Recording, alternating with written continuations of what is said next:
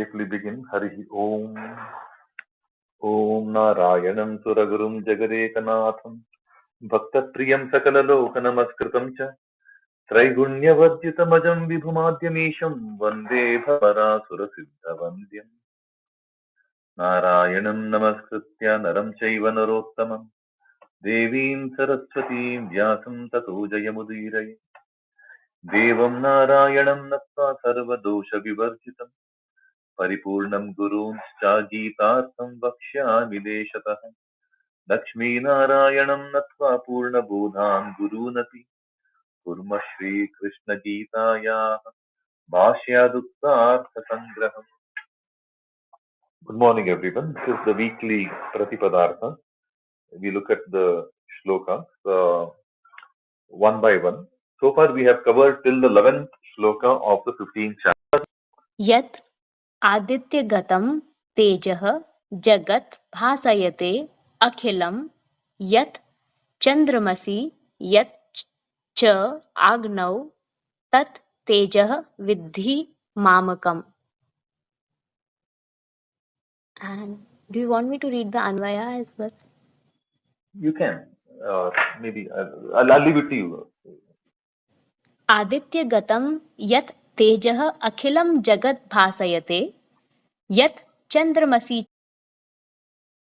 च यत् आग्नौ च तत् तेजः मामकं विद्धि.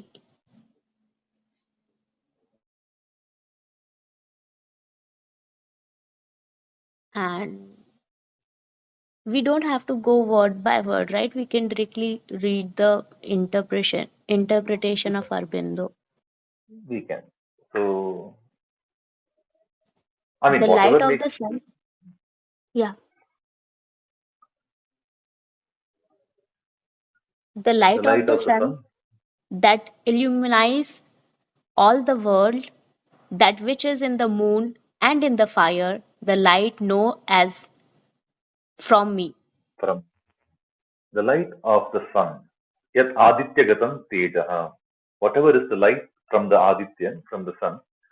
And the one that Akhilam Jagat Bhasayati, the one that illumines the entire world, illumines this entire world, illumines all this world. Yet Chandramasicha, and whatever light has come from the moon also. Yet Agnocha, and whatever has come in the fire also. Tat tejaha mamakam vidhi. Know that light is coming from me. This is what the Bhagavan is telling, right? Now we are in this section of Bhagavan Vacha, where Bhagavan is primarily answering three questions of Arjuna.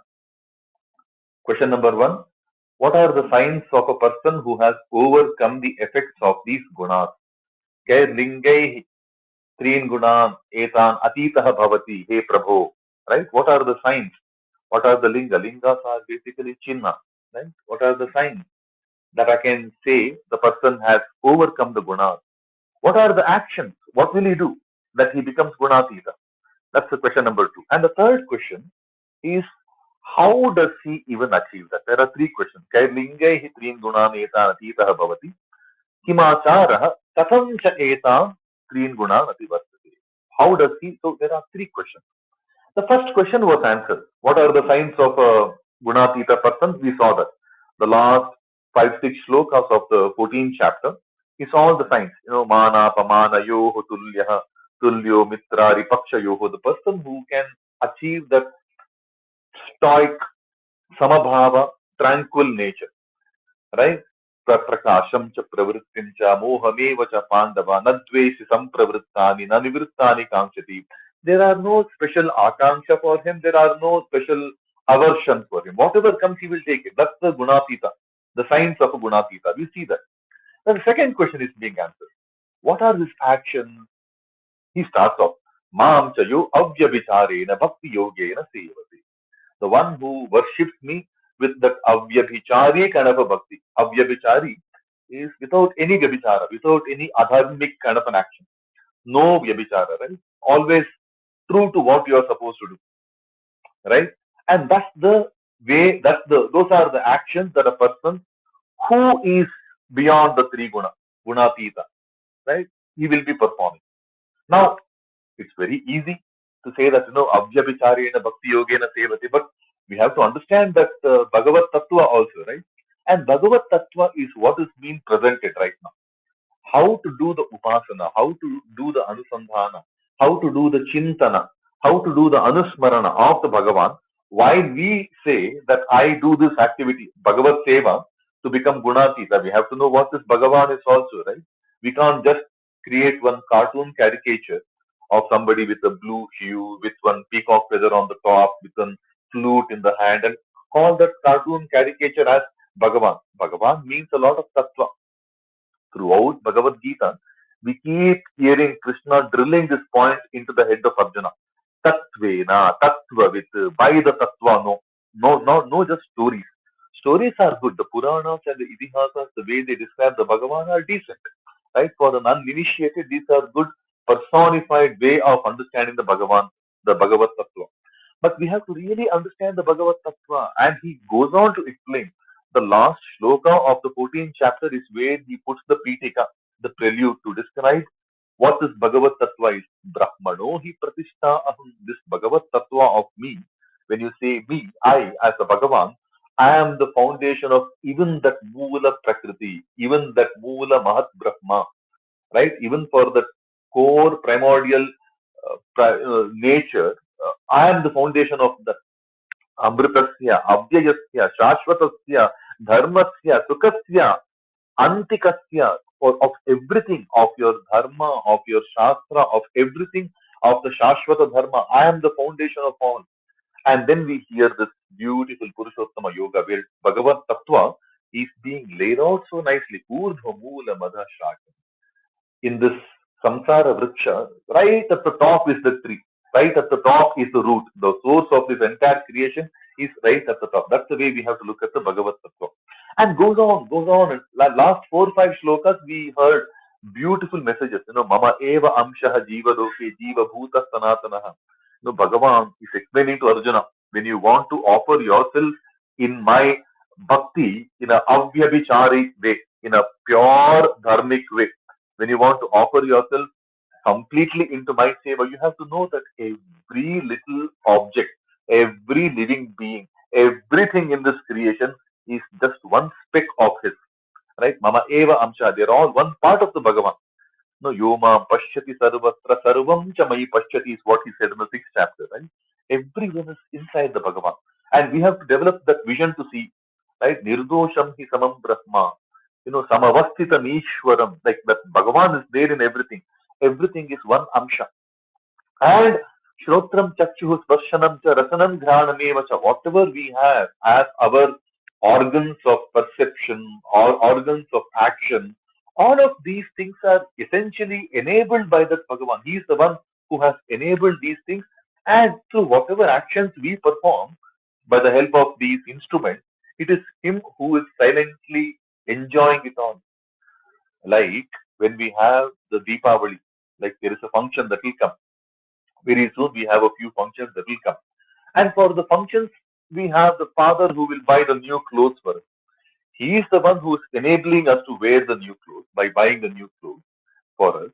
And on the day of the function, when we wear those new clothes and then fall down to his feet and then take his blessing, he is the one who is feeling that elation also. He is the one who is, jumping up in joy also, looking at the child wear all of it. And that is how the Bhagavan is doing. He is the one who is enabling our action, and by the good deeds we perform. Vayur Gandha Nashayat Iva Etani Grihitva Sanyati is what he says, right? Like how the wind carries the fragrance, the good fragrance.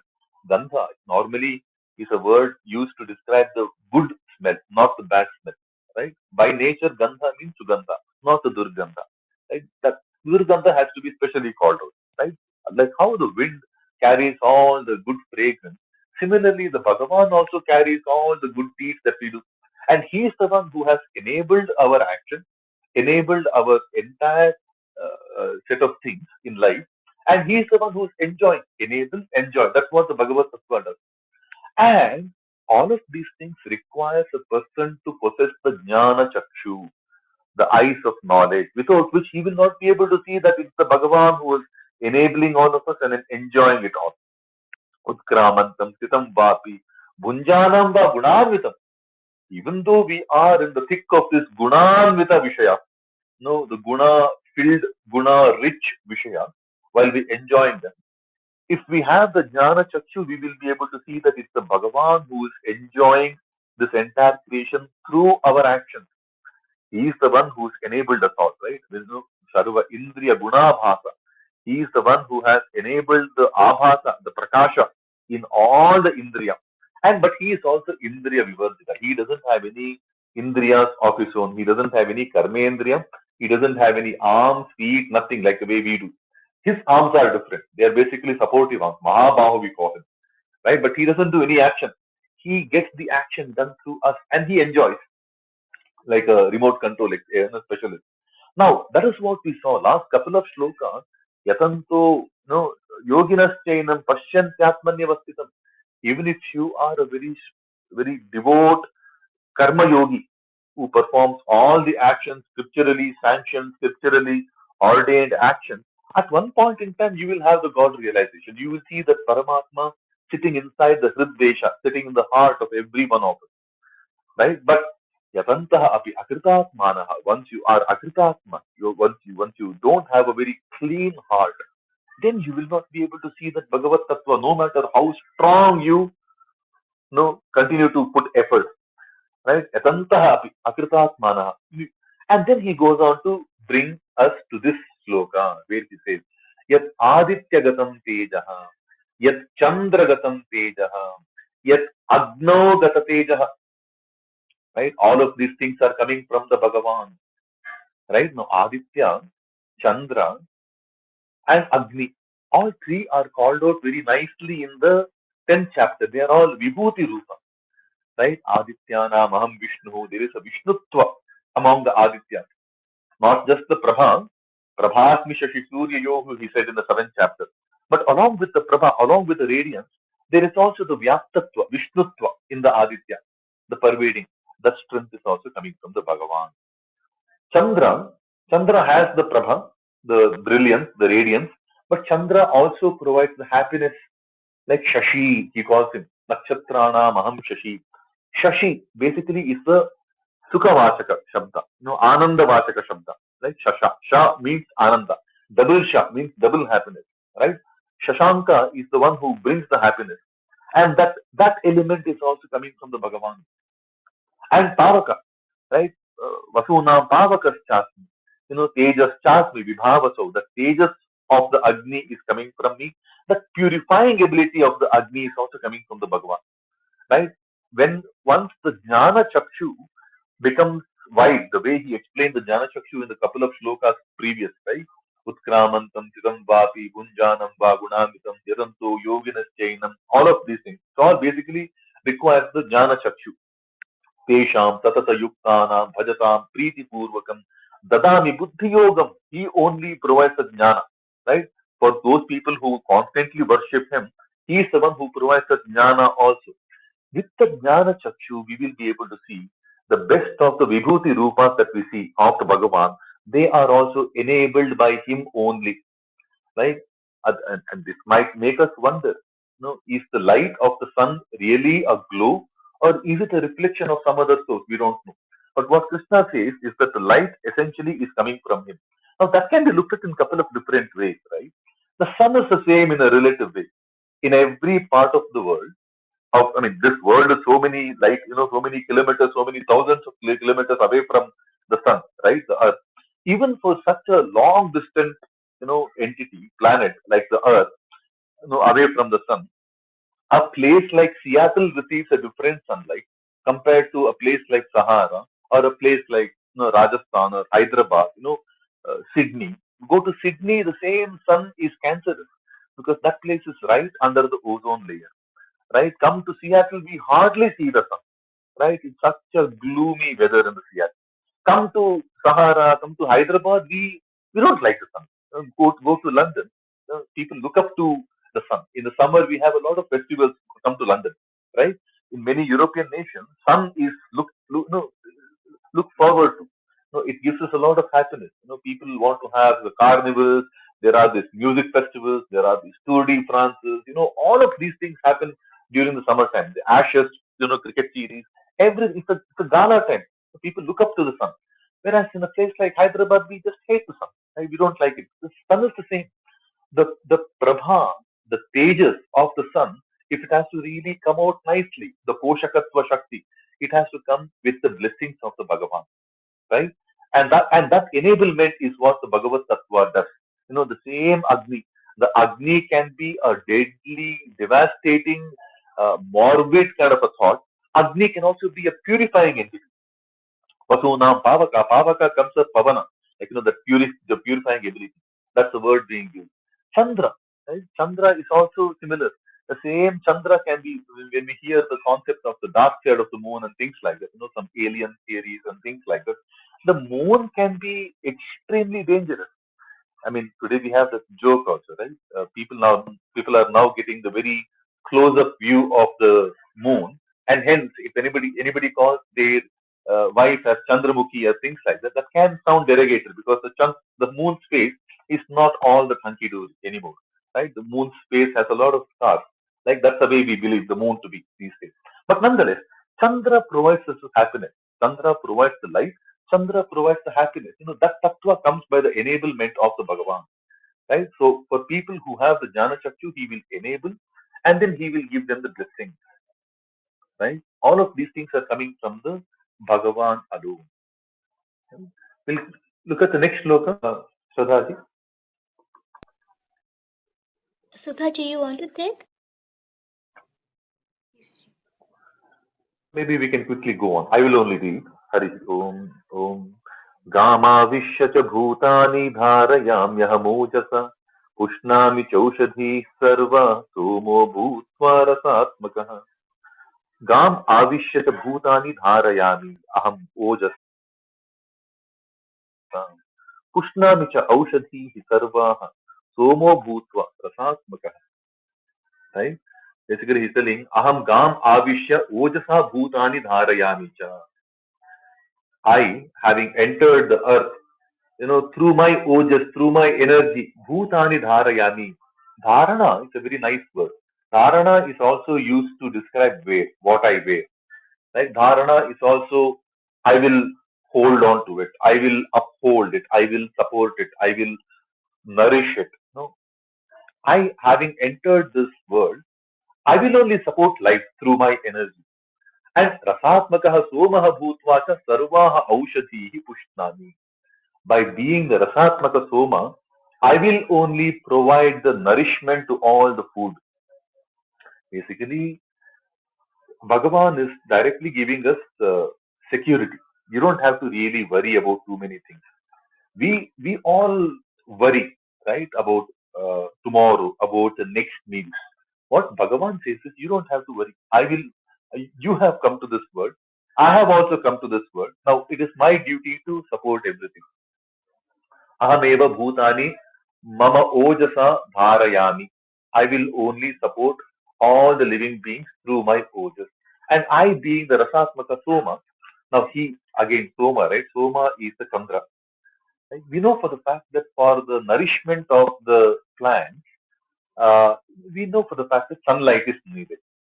But moonlight is also important. We will see that when the bloom happens, right? It's the blooming of the trees, of the flowers, typically happens at the supervision of the moon. Though directly from a photosynthesis theory perspective, not many people talk about the importance of the moon. We all know that sun is obviously sun is also called the Pusha, right? Or the vitamin B12, many things that we deduce today as effect of the sunlight. Vitamin D, vitamin B12, all of these things come by the support of the sun, right? But what he says is, I becoming the Rasatmaka Somaha. Under the moonlight also, a lot of things happen. Like the blooming of the flowers definitely happen under the moonlight. And Aushadhi is basically any plant life is called Aushadhi. Mainly because Aushadhi, in the colloquial sense, in the today's popular context, Aushadhi refers to medicine. But according to Ayurveda, every plant has a medicinal value. Every plant has a medicinal use. There is no plant which doesn't serve as a medicine. So everything is a Aushadhi.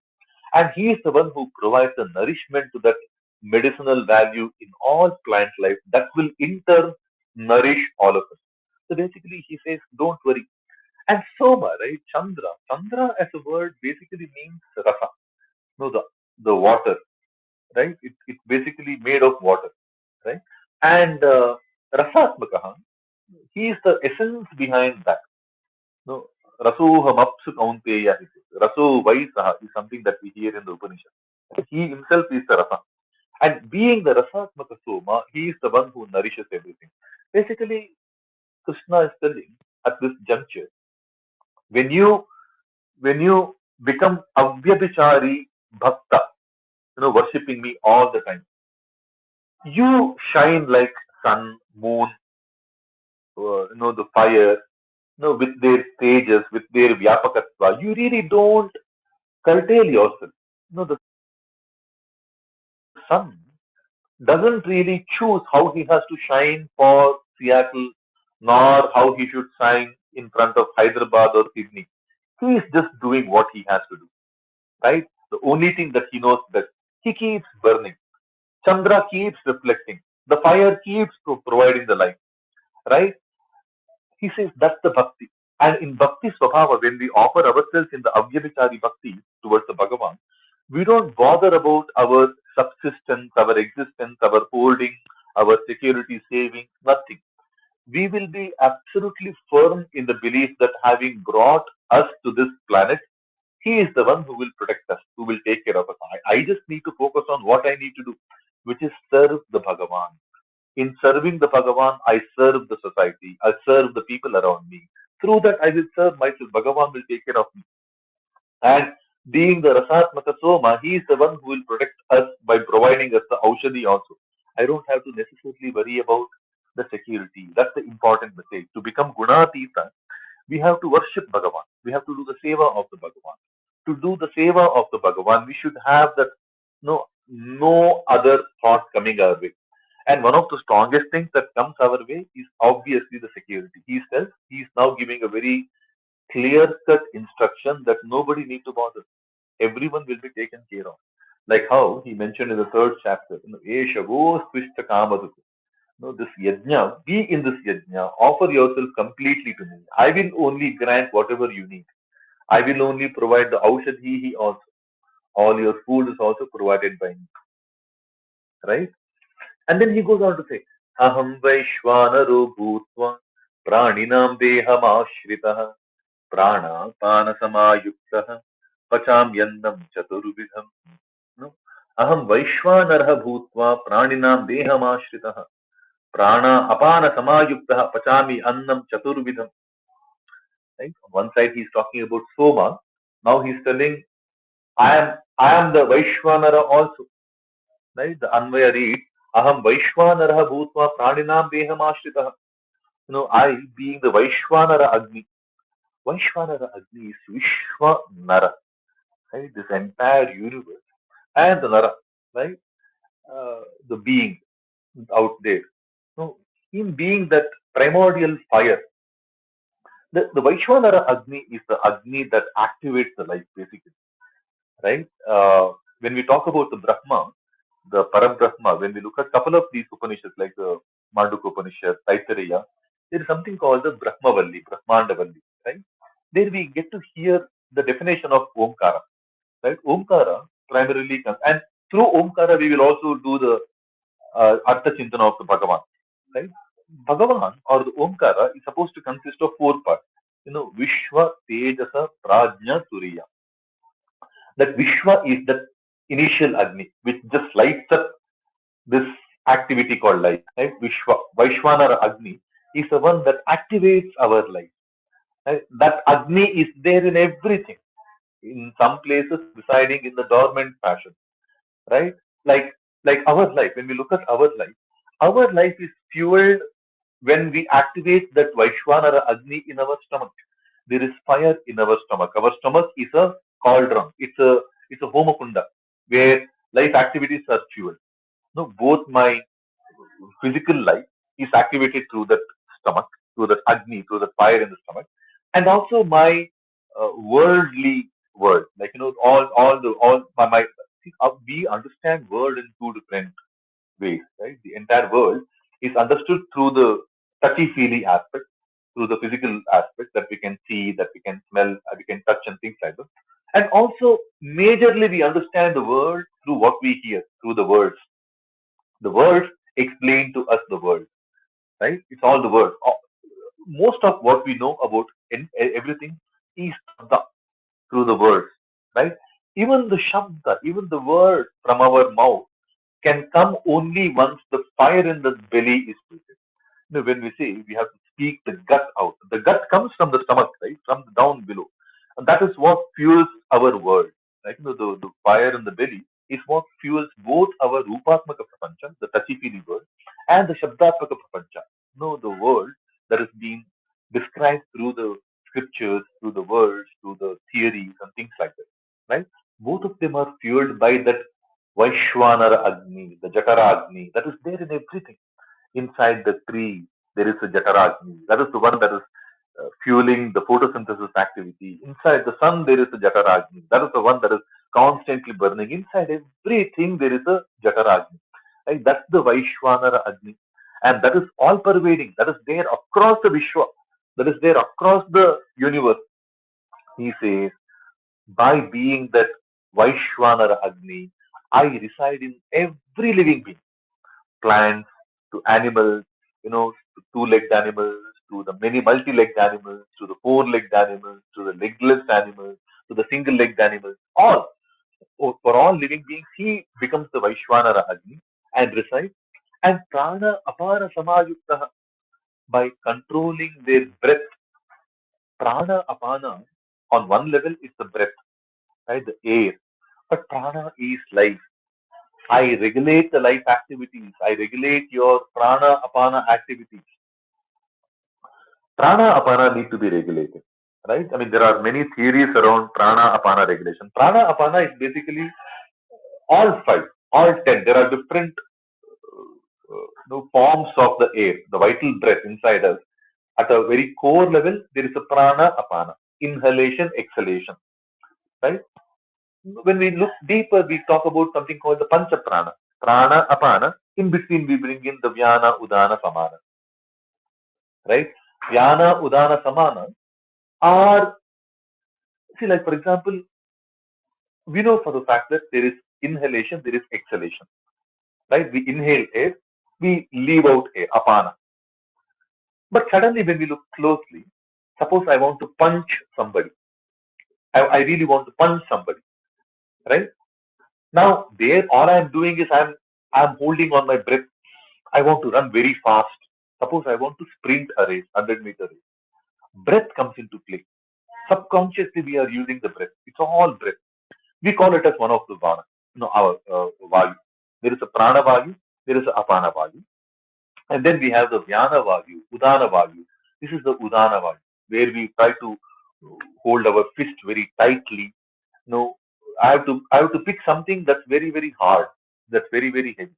I work out the hydraulic mechanism inside my body by all manipulating the prana, manipulating the breath, right? So there are different prana, wind activities that are happening. One is the prana, intake, apana, exhale. Then there is udana. Then there is jnana. Jnana, basically, for example, uh, the digested food has to go to different parts of the body. Something is carrying it, no? The blood is circulating all across the body. The synapses are being communicated, transported from one point of the nervous network, neural network, to another, part of the neural network. There is something that is carrying all of these, uh, uh, the food particles, the nourishment, the information, the neural, synapses. Something is carrying. That's the prana, right? There is a udana, there is a vyana that is carrying everything for the well-regulated life. Then there is samana vayu. Samana is one thing goes wrong, then something has to come into play. Like for example, I have a itching happening at the back. Then suddenly something will take my pinky finger of the right hand towards the back and start helping in the scratching. There is a, and I have a wound on my knee. Suddenly the rush of white blood cells, WBCs need to happen towards that wounded part of the skin. What will help us do that patchwork, samana? That's a samana value. That's the correction. course correction. Whenever something goes wrong, there has to be course correction. So there are multiple vayus, and there has to be regulation of all of these, right? And there are pancha upavayus also, upaprana, no naga, kurma, trikara, no devadatta, dhananjaya. There are many things. Right? There are and these are all sciences that are recorded in the Ayurveda. Now he says, I am the one who brings the regulation of the prana apana. And not only that, chaturvidham annam pachami. Pachami is pachami. I enjoy the eating of the fourfold food. Fourfold. For us, food is basically fourfold, right? Fourfold food, basically something that's khadya, something that we can eat, hard to eat, where the teeth comes to play, right? That's the khadya. Something that's eatable, something that's lehya, something that's lickable, like the ketchup, like the jam. Like, we just need to lick them. You don't have to chew, you don't have to bite them.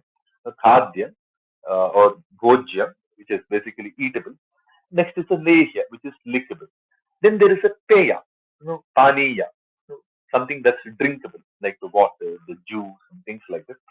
And then there are some things that is chosha. Chosha is something like that we slurp. There are four types of food, right? Slurp, like the soup. Soup will have some solid particles suspended in the liquidy texture, but we slurp them, we soup them, like, we just chosha. It's called chosha. So there are different types of the food available. I will enjoy all types of food, right? I am the one who enjoys all types. Basically, he's telling, when we look at the last 3, 4 slokas, it's the jnana chakshu through which you need to recognize the Paramatma inside all of us. You need to be the Vibhuti Rupa, you need to be clean at heart. When we look at Aditya, Chandra, and Agni, the common element in all of them is that clean sense. Like, that Vyaptatva, clean Anandatva, clean Pavakatva, the clean nature. Once you are in that Avyabhichari Marga, you will be clean and you will be given endless amount of stages and prabha that you can also shine. And then the food security. Gam Avishya, having entered the world together, along with you, I will only support you. And not only support you, whatever is eaten, whatever we consume, I will make sure it's all digested. I will help in the regulation of all of this. I am the Vaishwanara Shakti that activates the entire life. Right? So let's quickly see what Aurobindo interpretation. Having become the flame of life, I sustain the physical body of the living creatures. And united with prana and apana, united relation with prana apana. No, some ayuktaha can be regulated, very well regulated or very well united with the prana and the apana vayu, the wind, the breath we take. And not just prana apana, there are three three others at a basic level and 8 others at a deep level. Right? I am the one who will digest the 4 kinds of food. The 4 kinds of food. See, food can be that that bhojya, choshya, peya, lehya, the eatable, the drinkable, the lickable, the slurpable. These are the 4 types of food. The 4 types of food can also mean multiple different things, right? The 4 varnashramas, Brahmana, Kshatriya, Vaishya, Shudra. So they are also coming from 3 gunas, right? I will digest whatever has been the produce from them. There are pancha mano vritti, right? We call the sheath, annamaya, pranamaya, manomaya, vijnanamaya. Before we enter the anandamaya, before the ultimate path, anandamaya, which is the Bhagavad Tattva, I will only digest all your annamaya, avrittis, all your manomaya avrittis, the pranamaya avrittis, your vijnanamaya avrittis, all that. I will only enjoy them all. So the Chaturvidha can be expanded to mean multiple different things. Something for us to kind of constantly think over. But basically, he's giving us assurances. See, all of these points are to be looked at from that question of Arjuna. Now, what are the actions of a person who has transcended the 3 gunas? What are the actions that will help a person to transcend the 3 gunas? Bhakti, avyavichari bhakti. And in that part of Avyabhichari Bhakti, we have to really do the proper anusandhana, proper thinking of this Bhagavad Tattva. What is this Bhagavan all about? So the God particle has to be properly understood, and that is what is being laid out. And then he goes on to say, right? Sloka number 15. सर्वस्य चाहं हृदि सन्निविष्टो मत्तः स्मृतिर्ज्ञानमपोहनं च वेदैश्च सर्वैरहमेव वेद्यो वेदान्तकृद्वेदविदेव चाहम् सर्वस्य चाहं हृदि सन्निविष्टः मत्तः स्मृतिः ज्ञानम् अपोहनं च वेदैः च सर्वैः अहमेव वेद्यः वेदान्तकृत् वेदविद् एव चाहम्. No, aham sarvasya hridi sannivishtaha, he says. I am the one who resides in everybody's heart. Right? And this is something that's come a couple of times. Hridi sarvasya vishchitam. When he spoke about the jnaya, jnaya yat tat pravakshyami, yajñātvā amritamashnuti, anādimat param brahma, na sattanna asaduchyate, na sarvatah pānipadam tat, sarvato shishiromukam, sarvatah shrutimando, sarvamavritya tishtati. Sarvendriya Guna, all of this, when we hear that, he is the one who resides in the heart of everyone. Bhoktaram Yajna Prapasam, Sarvaloka Maheshwaram, Suhridam Sarva Bhutanam. He is the Suhrid. He is the one who is in the heart, friendly guy sitting inside the heart of everyone. Sarvasya Chaham Sannivishtaha. Mattaha Smritihi Jnanam Apohanam Cha. And Smriti, memory, Jnana, knowledge, Apohanam, lack of knowledge, lack of memory, losing of knowledge. All of these things are coming from me. See, Smriti is not just any random memory. When you look at the Patanjali Yoga Sutra, Smriti is defined as Anubhuta Vishaya Sampramoshaha. Right? It is the memory coming from lived experience. Right? And that comes from Bhagavan. Right? When we understand the Bhagavad Tattva, that is where we see this is the whole thing, right? To really understand the Bhagavan properly, experience him. We have to experience him day to day. Like, what guarantees there are 2-3 people coming to this room every time? And we have been doing this every Saturday. It can be a case where nobody comes, right? That doesn't happen. No, the experience says that there are takers for everything, right? Suddenly, what guarantee that somebody doesn't misbehave? No, if there are sessions that are running without any misbehavior, all the good things that are happening, no, it's happening because and that takes us to the memory. When we do these things, these things will happen. That's why even the dharma shastra called the smriti, because these are the memories of the good practices of the noble people. That's what we call as dharma shastra, right? Manusmriti, we call manusmriti. Basically, because these are the memories of the real experience of people, like anubhuta vishaya sampramosha. No, remembering those good practices that we lived through, that we experienced, that we enjoyed. That's the smriti, right? And the smriti comes from Bhagavan. The dharmas come from Bhagavan. The dharma charanas come from Bhagavan. And through the dharma charana, we develop the jnana. See, jnana comes at 3 different levels. There is a pratyaksha jnana, which is the direct experience through the sense organs. There is a paroksha jnana, something that we learn from somebody else's experience. Like today, people who are born after 2005, it's difficult to show them, explain to them what tsunami is. We live through the time. But people who are born today, for them, tsunami is only theoretical. It is paroksha jnana. Somebody else's experience, they are nodding their head. Oh, yeah, yeah, there is a big wave like that, which will come and wash everything ashore, like, from the shores. That's a tsunami. We had one recent incident in the East Asian countries in 2004, 2005, sometime like that. So these become somebody else's. It's a paroksha jnana.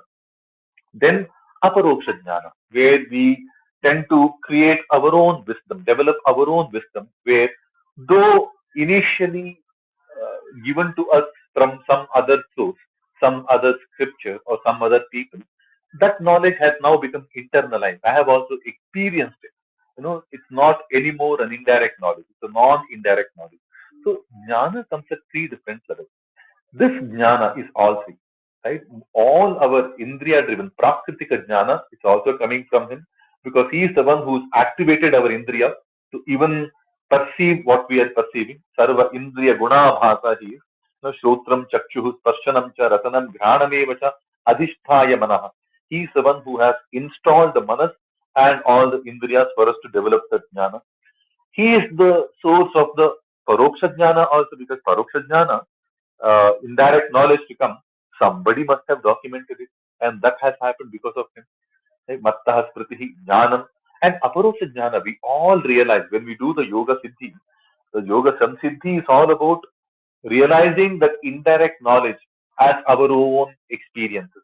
So that's the whole part of yoga, right? The dhyana is all about internalizing knowledge, which initially is a third party knowledge that we have now internalized as our own knowledge. Somebody thousands of years ago came up with this realization there is God. Today, most of us blindly follow those instructions. Very few of us will get to the sadhana where we start realizing. So that's the aparoksha. All of this jnana comes from Bhagavan. When he says in the Jnana Yoga, Shraddhavan labhate jnana mat paraha sanyatendriya. We have to align ourselves to that Bhagavad Tattva. Then the knowledge becomes free. Knowledge becomes easy. The jnana becomes easy because it's coming from him. Right? Mattaha kritihi, mattaha jnanam, mattaha apohanam cha. We will also forget things because of him. See, when we say because of him, one of the primary definitions for himself is Kala. He calls himself Kala.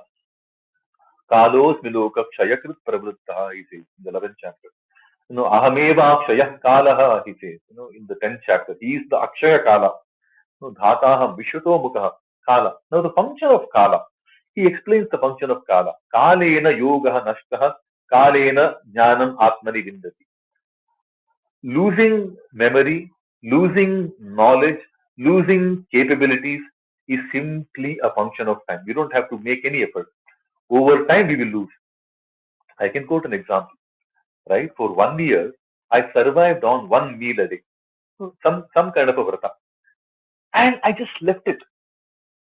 Getting back to the bad practices was not difficult at all. It was so easy over time. It's just a function of time. I let things be. The bad things will automatically creep in over the course of time. The time is such. The time is the healer. Time is the corrupter. Time is the destroyer. Time is the creator also. It is across time. Kalena Atmani Vindati. If you have to realize the Aparoksha Jnana of the Bhagavan also, Krishna's message is simple. Tat Swayam Yoga Samsiddha. You be in the city of Yoga Samsiddhi.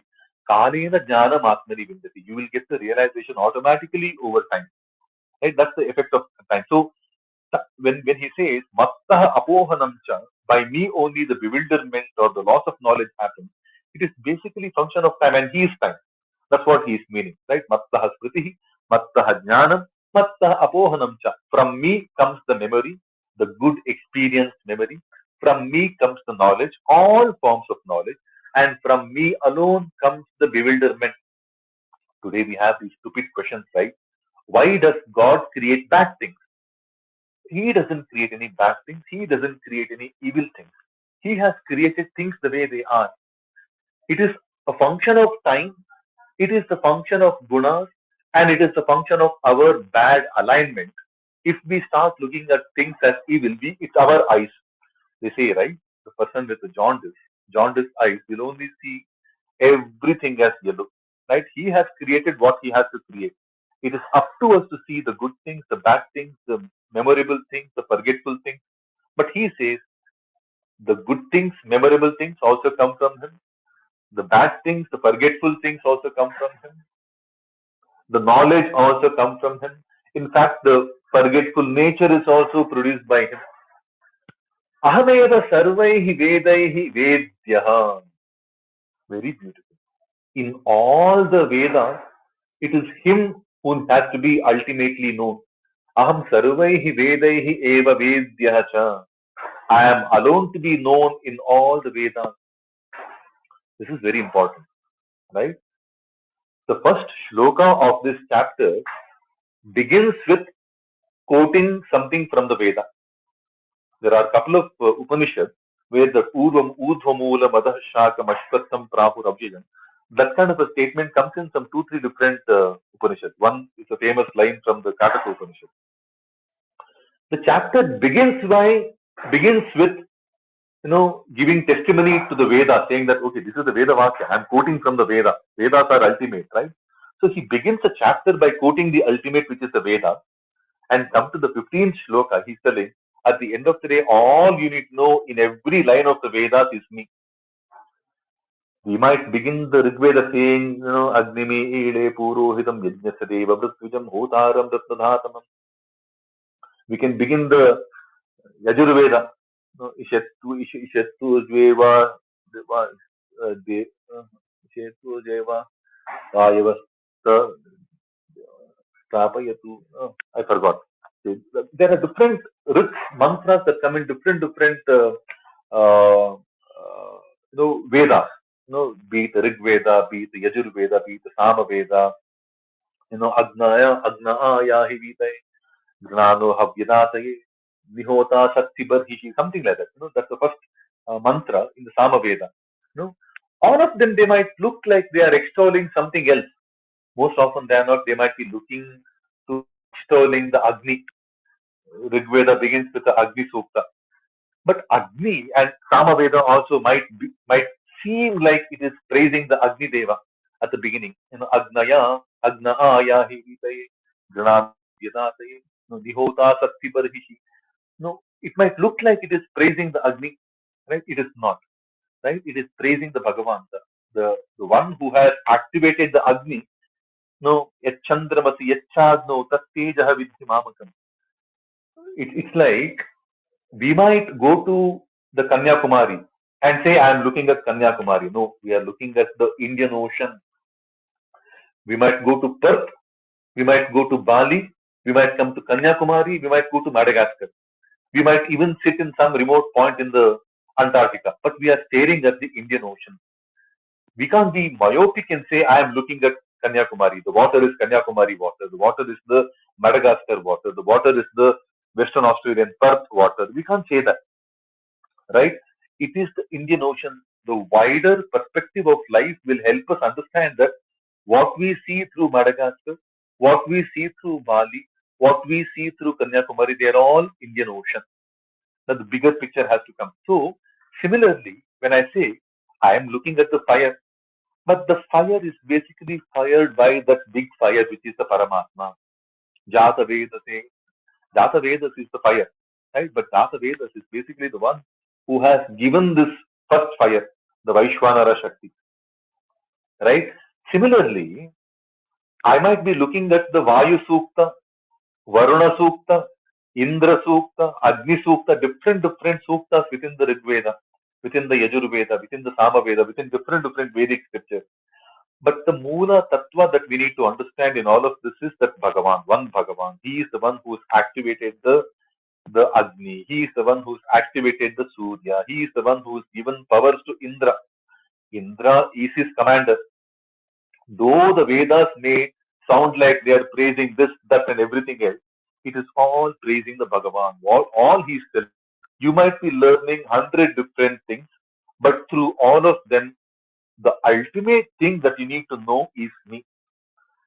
Sarvaihi Vedaihi Ahameva Vedyaha. Beautiful shloka, right? On one side, he is bringing the importance of the Vedas by quoting the Vedas at the beginning of this chapter. And now he's telling, in all the Vedas, the only thing to be known is me, the Bhagavad Tattva. We have this habit of telling Gayatri Mantra is a Surya Mantra. It is Surya Mandala Madhye Sthita Narayana Mantra or Bhagavan Mantra or the Parabrahma Mantra, right? We might say Om Bhur Bhur Swaha Tat Savituhu Varenyam, we say. Okay, the Savitru is the Surya. But in the Surya Mandala, it is the Parabrahma who is seating. And that's the way we do the dhyana. When we do the dhyana mantra of the Gayatri, that's the way we do. Because we believe in the Parabrahma who has activated the Surya Mandala. And through the Surya Mandala, it is him who is enjoying it all. The Vishayan Upasevate, it is him who is enjoying it all. Pacham Yannam Chaturvidham, he is the one who is enjoying it all. And that's what we do. Dhiya Sada Savitri Mandala Madhyavarti, we say. The one to be thought about in the Savitri Mandala Madhya, in the middle of the Surya Mandala, He says Narayana Sarasijasana Sannivishtaha. We think of that Parabrahma like Narayana, Narayana, like the one who's all pervading and sitting through this entire. So he's telling Sarvaihi Vedaihi Ahameva Vedyaha. At the end of the day, all that you need to learn in everything is me. And this is important when somebody wants to know how to perform the avyabhichari bhakti to the Bhagavan. We have to know Sarvam Kalvidam Brahma. At the end of the day, every path has to take me to that one Bhagavan.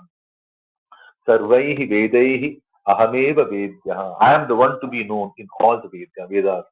And Ahameva Vedavitcha Vedanta Kritcha. I alone know all that is in the Veda. We might be doing many years of study of the Vedas. We have some great commentaries on the Vedas. Nobody will know the full meaning of the Vedas. The only one who knows the actual meaning of the Vedas and the full meaning of the Vedas, the depth of the Vedas, is the Bhagavan. Nobody else will know the full meaning. All others are basically, including the greatest of the Prajapatis. He has mentioned that in Bhagavad-Gita. They all know Bhakva Santi, what's that line? Shreyo Vadanti Nekantam. They say, he says, Uddhava, everyone else is studying different things and talking great things. Shreya Vadanti Anekantam. They speak of many different great things. Yatha Karma, Yatha Ruti. They all have their guna composition. The greatest of the Acharyas, the greatest of the Prajapatis, the Chaturmukha Brahma, all of them. They have their own way of understanding the truth. But the real truth is understood only by me. Veda, with the one who truly understands the Vedas with me. This is a very clear-cut admission given by Bhagavan. Nobody other than him knows the real truth. Veda with Ahameva, Vedanta Kritcha Ahameva. Vedanta Krit can be understood in different ways. In one school of thought, Vedanta means Upanishad because they tend to see Upanishad, the Veda, as 4 different chronological boxes, orderly boxes. There are Samhitas, there are Brahmanas, there are Aranyakas, and there are the Upanishads. So that's the last part. They say Upanishads are the Vedanta, and Vedanta Krit is Bhagavan, they say. But it can't be true because Vedas cannot be created. Vedas are just there. They are Adheda from Narayana. So Upanishads can't be, according to some schools of thought. And that's why some schools of thought say Vedanta Krit is basically the phala from the Vedadhyana. No phala from the Vedacharana. Right? Or whatever fruits we get by following the injunctions of these Vedas. No, that is basically the Bhagavan. Bhagavan is the one who provides those fruits. He is the one who has created the fruits of the Veda, the Acharana, the Sadachara, right? That's one way of looking at Vedanta. Vedanta can also mean the Anta, the Nirnaya, the Tattparya, the Brahma Mimamsa of the Veda. We have the Brahma Sutra. Brahma Sutra is composed by Vedavyasa. Vedavyasa, some people call him Maharshi Vedavyasa, some people call him Bhagavan Vedavyasa. Bhagavan is basically, he is the avatara of Narayana, right? So he is the one who created the Vedanta, which is the end line, end word, the last word on the Veda. He is the Brahma Sutra, right? Because it's the first commentary on the Veda. No, Maharshi Vyasa, Bhagavan Vyasa, he composed Brahma Sutra primarily to help the mankind make better sense of the Vedas. Because people were taking the Vedas in their own sweet, whimsical, whims and fancies way. And they were all taking their own interpretation from the Vedas. And Vedavyasa came, Badarayana Vyasa came primarily to sort out that matter. Like, there is not much to know in the Vedas other than the Bhagavan. That's why we begin the Brahma Sutra with Athato Brahma Jijnasa. Let's understand the Brahma. Because at the end of the day, all that need to be learned in the Veda is the Brahma, Parabrahma. That's what Krishna is telling here. Sarvaihi Vedaihi Ahmeva Vedyaha, Vedavit Aham, Vedanta Krit Aham. Right? I am the only one who knows all that is in the Veda. The final word, the final truth, the final summary of the Vedas is created by me. And in all the Vedas, all that you need to know is me. That's what we begin, right? We begin with Sarvam Kalvidam Brahma. But it's not easy to recognize that Brahma in everything. Jnana Yajnena Chapyanye Yajanto Mamupasate Ekatvena Pritatvena. We have to develop the jnana through which we can see him in those split multiple elements, entities across this creation. At the end of the day, we have to look for him, look for the Bhagavad Tattva, the God particle in everything. There is a God particle inside me, inside you, inside this platform, inside everything in this space, right? We have to look for that. At the end of the day, know that that's the state of Avyabhichari Bhakti. This is all to supplement that context. What are the activities of a Gunatita? It's the Avyabhichari Bhakti. All these concepts basically expanding on that Urdhva Mula, right? The Bhagavan, the Brahma who is the Pratishta of the big Brahma, right? Which is the Anya Brahma, the Brihat Brahma. He spoke about the Mahat Brahma, right? This is the Brihat Brahma. And he is the one who is the Urdhva, who's right at the top, and he is the Mula, he is the source of everything. And all of these are basically expansion of that particular thought. In the Purushottama Yoga, all that we hear is expanding the thought of Brahma, how to think about him. Right? Let's see what Aurobindo says. I am lodged in the heart of everyone, Sarvasya Chaham, Hridi Sannivishtaha. From me are memory, knowledge, and their absence. Mattah Smritihi Jnanam Apohanam. And that which is known by all Vedas is I am, is me. Ahameva Sarvaihi Vedaihi Vedya. And I indeed is the only knower of the Vedas. Veda Vichcha Ahameva. And I am the maker of the Vedanta. Vedanta Kritcha Ahameva. Now, Vedanta can be multiple, right? Vedanta can be Upanishads, according to Shankara school. Vedanta can be the fruits of the Vedic activities, according to Vishishtadvaita school. Vedanta can be the Brahma Sutra, according to the Madhva school. There are different interpretations. Again, all of these interpretations are Yatha Karma, Yatha Ruchi. All of these are amazingly learned, realized souls, Atmas, Gurus, Acharyas, but they all have their own karma, ruchi, their own guna composition, through which the ultimate person who knows it all is the Bhagavan. Nobody can come close to him. We all can attempt to get closer. They say, right, to climb the top of the tree, aim at the sky. So we have to aim at the sky. Kavatu, Akashavatu is the Brahma. We can at least reach the top of the tree. Little bit, like some of our greatest acharyas, right? Then he goes on to explain further. See, all of these, this entire chapter is explaining that Brahma Tattva, like Param Brahma Tattva. Now, briefly put down the Param Brahma Tattva, Purushottama, right? He is the Purushottama. Right? This is the Purushottama. At one point in time, when we look at the entire Bhagavad-Gita, the entire Gita looks like a prelude to, a build-up to this chapter. So this chapter is essentially the summary of everything, right? Because these are the thoughts around which we have to do the Avyabhichari Bhakti. That is the necessary thing to become the Gunatita. That's the basic question of Arjuna, right? Arjuna's three questions. What are the signs of a Gunatita? We saw the answer towards the end of the 14th chapter. What are the actions of the Gunatita? That's what we see right now. From the last but two shloka, no mam chayo abhyabhicharena bhakti yogena sevati, from that time onwards, from that shloka onwards, it's all supplemental material to do the avyabhichari bhakti. That's the one activity that anyone who desires to be gunatita should perform. Be the avyabhichari bhakti of the bhakta of the Bhagavan. And to that extent, he goes on to explain one more important thing. O Arjuna, Dvavimau Purusho Loke Ksharaschaksara Evacha Ksharaha Sarvani Bhutani Kutastho Uchyate. No, Dvau Imau Purusho Loke Ksharaha Cha Aksharaha Evacha Ksharaha Sarvani Bhutani Kutastha Aksharaha Iti Uchyate.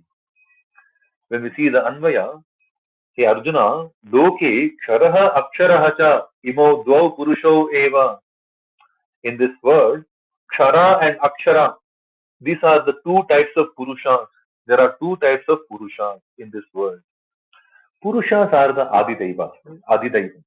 Purushas Chadi Daivakam. And among those Purushas, there are Kshara Purushas and Akshara Purushas. Kshara are destroyable, destructible. Something that has Kshara means something that is destructible. Akshara means indestructible, literally. Na Ksharaha Yaha, that Akshara. One that doesn't destroy, the one that does not have any destruction to itself, that is Akshara. That's why we call the letters as Akshara. Right? We don't call them some random. They are called Akshara because they are indestructible. The words once spoken cannot, taken back, right? Uh, they are indestructible. The letters and the words are indestructible, right? That's why we call them Akshara. And Kshara, Akshara are destructible and indestructible. So Bhagavan is telling, oh Arjuna, there are two types of beings. Purusha. Purushas are basically Adidaiva Amsha, or any living being. Anything that dwells in a body. Pure Sheti. Pure Shete. Pure Shayanat. Puri Shayanat. Something like that. Right? There are different ways in which people understand the word Purusha. Purusha means men in a colloquial way. Purusha means people in a little more expanded colloquial way. Right? When we say man as a social being, it is not restricted to man as a gender, right? It's inclusive of men and women both. Similarly, when we say Purusha, Purusha means all beings, right? Irrespective of the gender. Though in a specific sense, Purusha means the male gender, Purusha in general means all living creatures. Among the entities, among the living entities, there are destructible entities, there are indestructible entities. There are Kshara Purusha, there are Akshara Purusha. There are two types of them in this word. Sarvani Bhutani Ksharaha. Very direct. All living beings are destructible. Sarvani Bhutani Ksharaha. All living beings are Kshara. Kutastha eva Aksharaha iti uchyate. Only the Kutastha is called Akshara. Right? Kutastha. Kuta can mean multiple things. Right? Kuta can mean the anvil, the hammer and the anvil, right? The metal smithy work happens. Basically, the anvil is unchanging. Only the molten metal keeps changing its shape. No matter how hard you hit, the anvil goes unchanged. Right? Doesn't change at all. This Paramatma, the one at the top, is the Kuta, the Akshara. Akshara that doesn't change. The Kuta, the one who sits in the Kuta, in the anvil, which is the Bhagavad Tattva, right? That doesn't change. Kuta can also mean Akasha. Akasha is inside, Akasha is outside. When the cloud is formed in the Akasha, there is no change to the Akasha. It seems like there is a change, but Akasha doesn't undergo any change.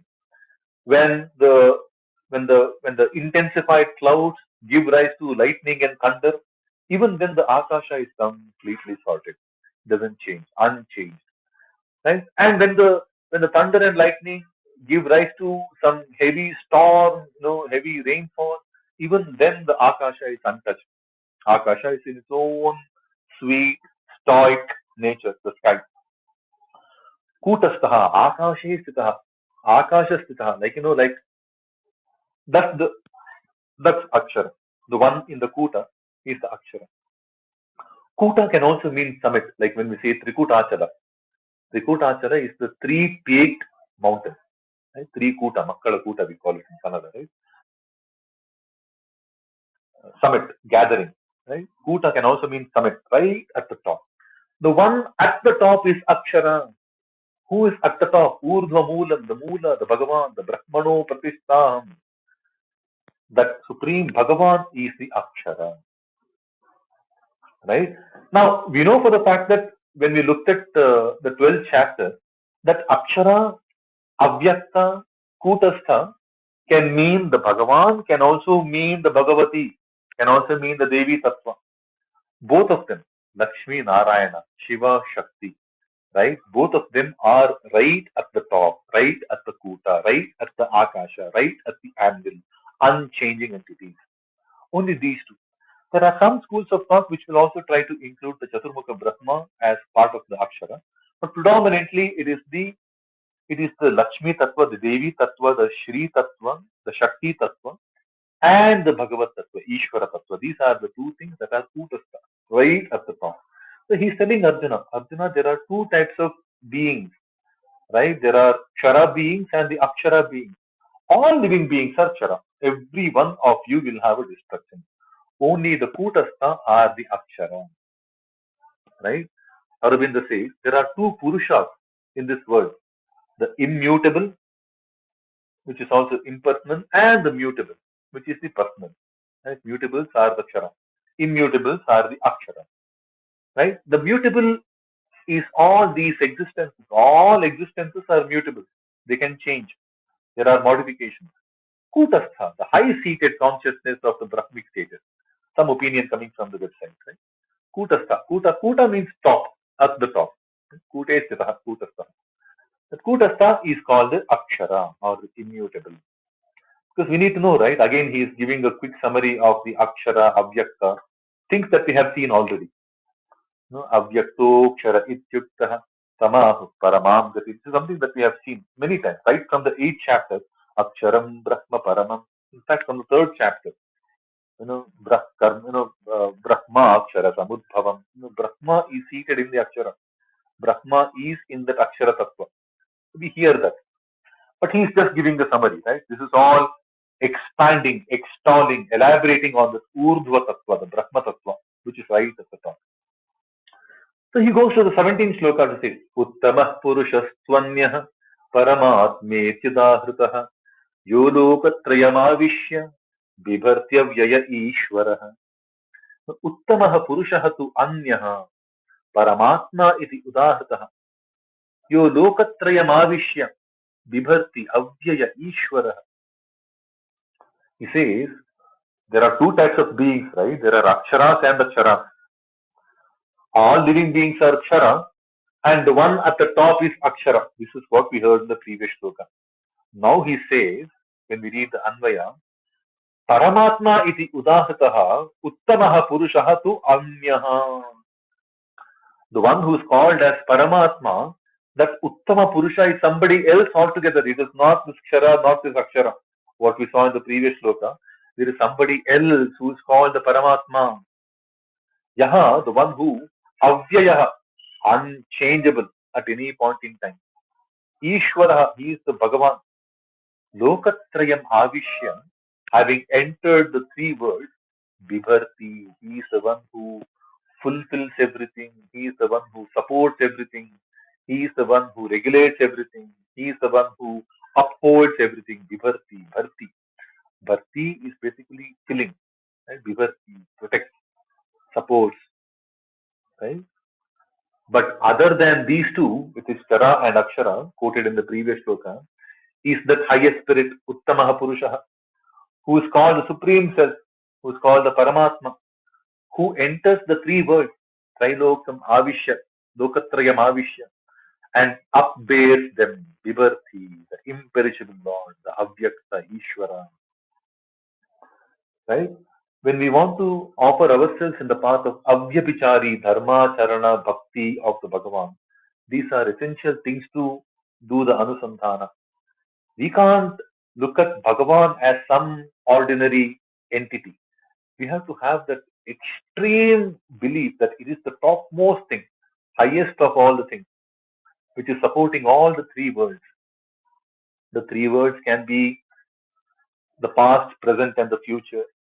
The three worlds can be the Bhuvaha Suvaha, the mortal world, the moral world, and the spiritual world. Bhuvaha Suvaha. The three worlds can be Om Tat Sat, we say, right? Om Tat Sat. We will see that. In the next chapter, 17th chapter, we will hear more about Om Tat Sat. But Om Tat Sat is something that we say at the end of every chapter of Bhagavad-Gita. Om Tat Saditi, Srimad Bhagavad-Gita. So Om basically refers to the scripture. Om is the Pranavaha Chandasam. Omkara represents the scriptural Jagat. Tat, Sat, right? Tat is basically the reality, right? What we see. What we see, there is the reality. Sat is the ideal state, right? Satam.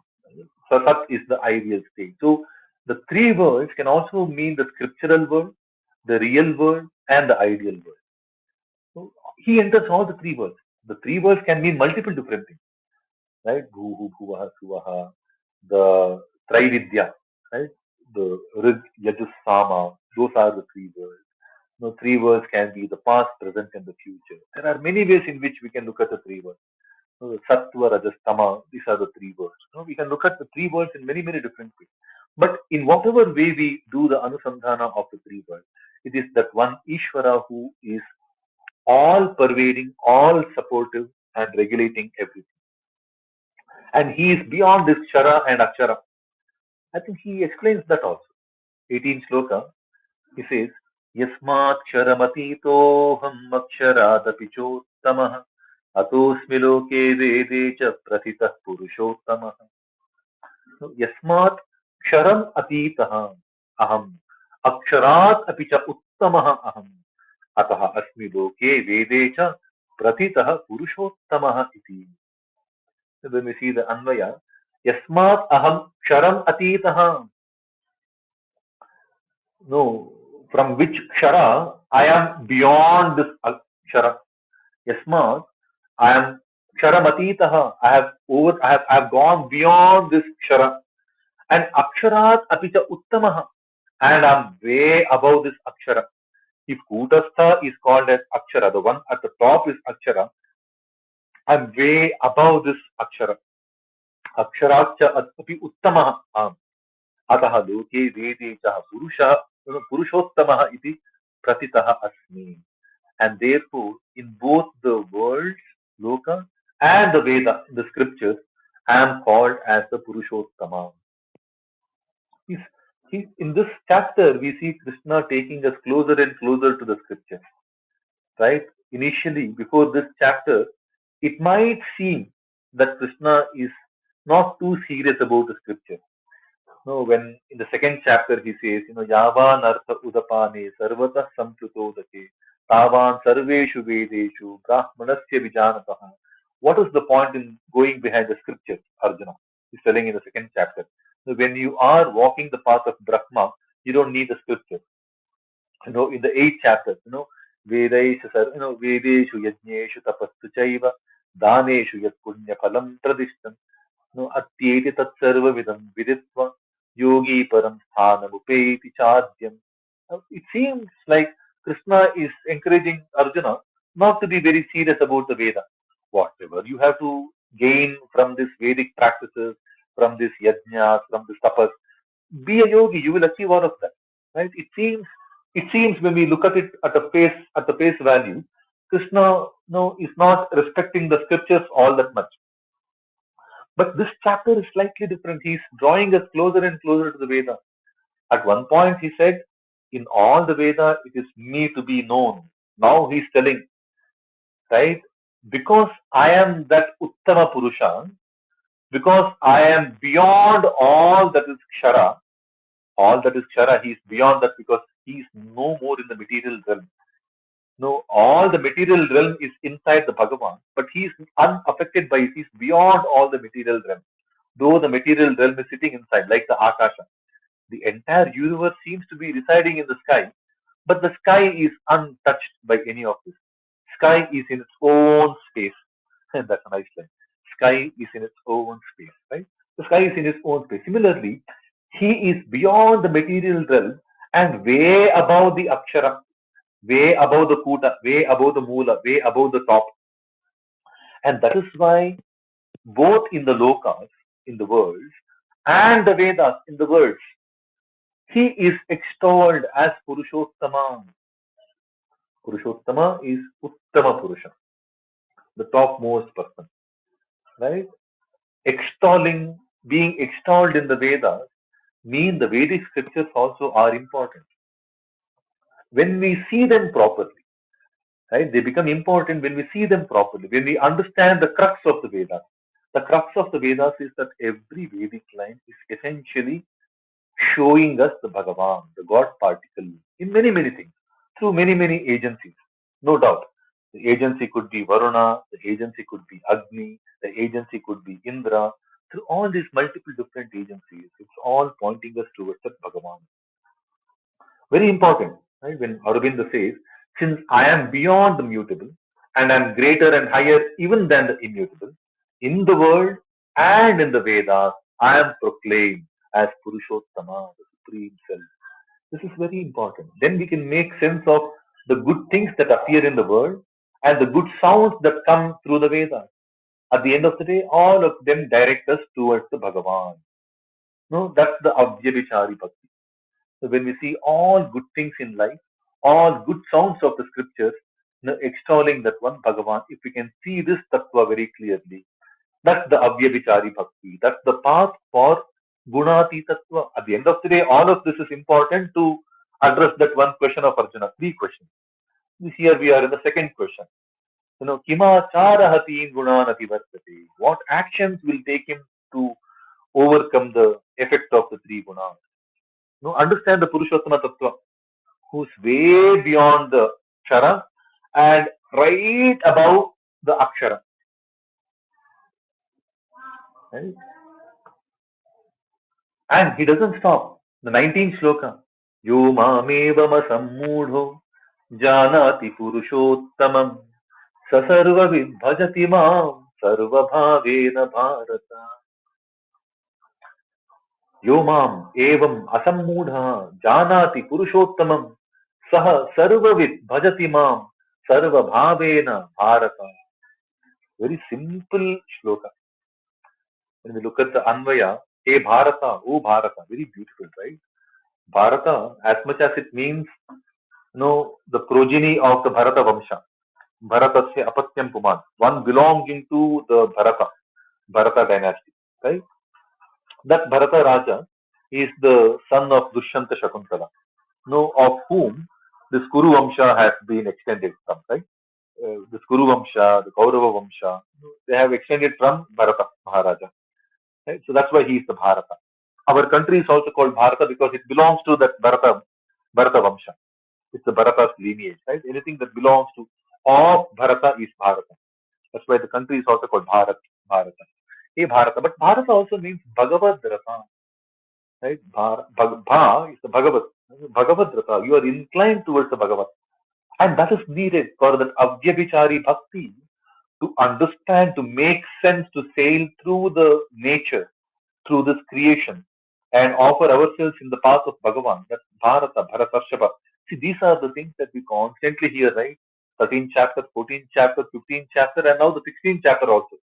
Maximum name given to Arjuna in these 4 chapters is Bharata, Bharatarshava. Because it's reminding Arjuna, you need to be Bhagavad Rata, Bhagavati Rata. That's the only way to overcome the guna. To become gunatita, you have to offer yourself. Hey Bharata, yaha asammudaha, the one who is without any moodatva, without any delusion, undelusional person, Purushottamam evam janati, who knows me in this Purushottama tattva, the way it has been explained so far. Oh Bharata, the one without any delusion knows me in this fashion as the real Purushottama. Purushottama is the person of highest excellence, Uttama Purusha, right? And that highest excellence is only with Bhagavan. The one who understands me as this Purushottama without any kind of a delusion, Saha Sarvavit Sarva Bhavena Mam Bhajati. Saha, he Sarvavit, knowing everything properly, Sarva Bhavena, with all expressions, Mam Eva Bhajati. He offers himself to me, he worships me, right? Bhajana. Bhajana comes from Bhajana. Bhajana is where Vibhajanat, we offer ourselves completely. So when he spoke in the 14th chapter, the activity of a person to become Gunatita is Avyabhichari Bhakti towards me. This is where he concludes now. One who understands this Purushottama Tattva very clearly with all the knowledge. No urdhamulam adaha shakam, adaha cha urdham prasitaha tatya shaka, narupamatyeha tatopalabhyate, tatah param tat parimarvitavyam. All that we heard in this chapter so far, it's all linking to helping us understand the Purushottama Tattva, that real God particle, that real Bhagavad Tattva, and one who without any kind of a moodhatva, without any kind of a delusion, asam moodaha, mam evam Purushottamam janati, the one who really understands me in this Purushottama Tattva, he will obviously offer me in all his bhava, in with all his knowledge, he will continue to worship me. I might be thinking I am doing a talk in Clubhouse, but basically for me it's a Bhagavad Seva. I might be thinking I'm making breakfast for my children. That is Bhagavad Seva. I might be thinking I'm working for an organization, but basically that's also Bhagavad Seva, because in all every organization is here to serve the mankind. There is no organization that doesn't serve the mankind. So when I work for any organization, I'm basically serving the mankind. And serving the mankind is Bhagavad Seva, serving the God. Right? So Sarva Bhavena Mam Bhajati. No, to answer this question of Arjuna, what are the activities of a person to become Gunatita? Worship me with all of this knowledge. Understand that I am the Paramatma, I am the Purushottama, I am beyond the Akshara, I am way above the Akshara. All of this, whatever we heard, in your Vedic activities, it's ultimately me to be known. I am the one who knows the Veda. Look at all of the messages that are delivered so far. That is the activity that a person has to perform to become the Gunatita. Right? That's what Aurobindo says. He who in his undiluted state thus has knowledge of me as Purushottama and adores me with all the knowledge and in every way of his natural being. Right? When we look at that Sarva with Sarva Bhavena, we can only look at the example of Bhishmacharya, right? No, the way he offered himself to the Bhagavad Seva, Bhagavad Chintana, even the death, even the person who brought about his downfall in the war, he is looking at it as Bhagavad Seva, the Bhagavad Kripa. Everything is Bhagavan for him, Bhishmacharya. Right? This takes us to the last shloka, shloka number 20 of the chapter. Iti guhyatamam shastram idamuktam mayanagha etad buddhva buddhiman syat kritakrityascha bharata. Again Bharata, right? Iti guhyatamam shastram idam uktam maya anaga etad buddhva buddhiman syat kritakrityascha bharata. Right? Conclusion. Hey Anagha, O faultless, na agha, O taintless, O spotless Arjuna. Arjuna is a very obedient student, obedient friend, obedient warrior. He's very, very, he doesn't have any agha. There is nothing defective in him, right? And hey Bharata, he's also Bhagavad-Rati. He's also the progeny of the Bharata Vamsha. Hey Bharata, hey Anagha. Iti idam guhyatamam shastram maya uktam. Thus, this secret Shastra has been spoken by me. This is the first time Krishna is using Shastra as a word in the Bhagavad-Gita. This secret Shastra has been revealed by me thus. Right? This is the Shastra. Now, from now, he will put the importance of Shastra, all the Veda. He basically explained the same concepts of the Veda in a more layman term, in a more simplistic method to back to Arjuna. Initially, he seemed to be cancelling the Veda, cancelling the scriptures, cancelling the Shastra. But what we saw in this chapter is, see, Shastra comes from Shastra. And the only Shastra we need is the Asanga Shastra, the weapon of detachment. And when we start developing knowledge with the weapon of detachment, that becomes the real Shastra. When we look at the Manusmriti also, Nitya Araga Dvesha Bihi Sevitaha. The Dharma Shastras are basically the ones that are followed by people without any personal attachment, no personal desire, personal vested interest to achieve and things like that. And that is where Shastra comes, right? Manu Dharma Shastra. It becomes Shastra only when there is a weapon of detachment being applied, in extracting that knowledge. If we are biased, if we have a personal motive, selfish motive, then the understanding is not proper. And that is the point that Arjuna was taken through. That is the treatment that Arjuna was taken through. For him, Shastra, that Pani Shastra. Ashastram Shastra Panayah. You have to be detached about the Shastra. Only then you can acquire the proper knowledge, Shastra, right? So in this chapter, he talks about Shastra, the proper Shastra. Asanga Shastrena Dhrena Chitva in the third shloka. And that is the prelude to come to the proper understanding of the Shastra. This is the real Shastra. This is the secret Shastra, Guhyatamam. See, Guhyatama means something Guhya, Guhyatara, Guhyatama. Secret, more secret, most secret. Guhyatama. Guhyatama means the most secret. This is the most secret Shastra being spoken by me, thus, O Arjuna, O Anagha, O Bharata. Right? And Guhya. Guhya is secret. Guhya also comes from the Guha. Guha is the cave. Cave, there is nothing secret. It is just hiding. It is just unrevealed.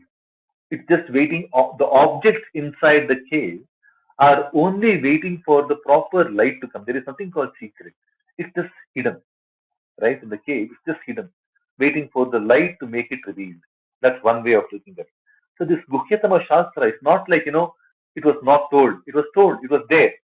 This Bhagavad-Gita is there for everybody's consumption. Not many people will get the true message. It's just hiding. The real light across it is not come through. And Guhya, the cave, the beauty about the cave, whenever somebody wants to do a cave exploration, if somebody is dragged into the cave exploration, it becomes hectic, it becomes tiring.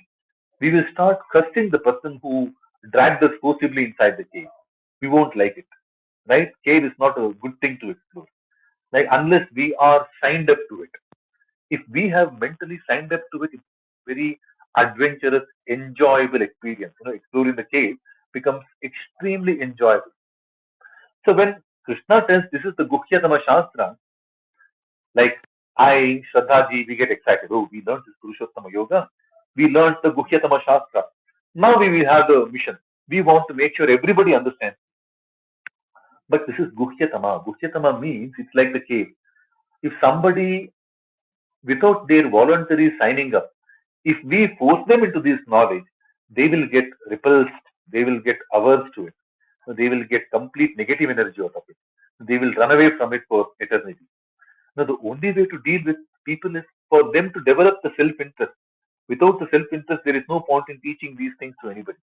That's another aspect of the Guhyatama. So it is secret and it can come to you only upon your self-interest. Right? Thus, secret message has been revealed by me, O Anagha, O Bharata. Etad buddhva, knowing this Shastra, buddhiman syat, you will become intelligent. Krita kritya chasyat. You will also become krita kritya. Very beautiful word. Krityam kritaha. What has to be done has been done. That's basically the meaning of the krita kritya. You will do what need to be done. Simple. Yoga at the end of the day is that. This chapter begins with Ashwatha, right? Ashwatha basically means restless, constant change. Na shwaha eka prakarena tishtati ashwatha. The etymological breakdown of the word ashwatha means something that doesn't remain the same tomorrow, which means the tree of life is full of surprises. Expect the unexpected. Anything can happen, right? And in that kind of a state, our yoga, our yogata, our capability is largely driven by our ability to do what needs to be done. If suddenly I am in the beach, suddenly I'm faced with a tsunami, what I need to do? I need to swim to safety. Along with swimming to safety, I need to drag as many things as possible to safety, as many beings as possible to safety. Knowing what to do is one, doing it is another one. Krita krityaha. What need to be done, you will do it nicely. Seen today in the management context, we speak of two concepts, right? One is called the efficiency, one is called the effectiveness. Effectiveness is doing the right things, and efficiency is doing it right. doing it in the most efficient way. But doing the right things is also important. This word kritakritya brings both the dimensions. You know what needs to be done, and you also do it well. You are effective, you're also efficient, right? It's both. So it's a very loaded word. You have to think through this multiple times, do the dharana, internalize these thoughts. Basically, this is the revelation from Krishna towards the end. What are the actions through which you become gunatita, avyabhichari bhakti, mam cha yogya vicharena bhakti yogena sevate. From that penultimate sloka of the 14th chapter, sloka number 26 of the 14th chapter, till this 19th chapter, Sasarvavid bhajati mam sarva bhavena bharata. 19th sloka of this chapter, it's all about bhakti. He explained that what are the actions of a person who becomes gunatita, what actions will help a person become gunatita. It's the bhakti. Offer yourself for the Bhagavad Seva. And Bhagavad Seva, not just holding the dolak and the tala, keep singing the entire day. Jayo Radha Madhava, Jaya Kunja Bihari, Jaya Gopi Jana Vallabha, Jaya Giri Baradhari. That's one form of bhakti. That's just one way of expressing our bhakti.